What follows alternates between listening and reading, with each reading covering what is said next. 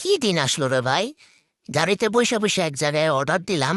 এই টিভির মতো একটা বাক্স দাঁড়া করে রাখছে সামনে, ছোট ছোট দুইটা এই ছিদ্র সাউন্ড বক্সের মতো। ওই জায়গায় কথা বললাম আমার জামাই কি কি খাবার অর্ডার করবে, আর এইখানে এসে আমরা পে করলাম। তো পে করে এই গাড়ির মধ্যে বসে এই সুন্দর রেস্টুরেন্টে ঢুকাও লাগতেছে না।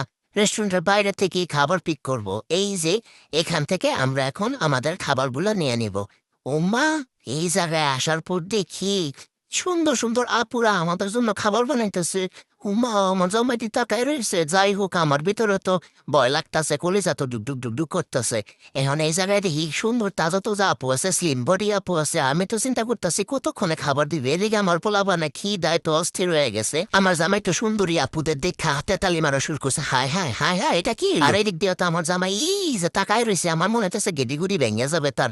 আমি ডাকতেছি, ও স্বামী, ও বেবি, আমার দিকে তাকাও। ও স্বামী, পরানো স্বামী, এই দিকগুলো তো তাকাই না। যাক, অবশেষে ড্রিঙ্কসটা পাইলাম।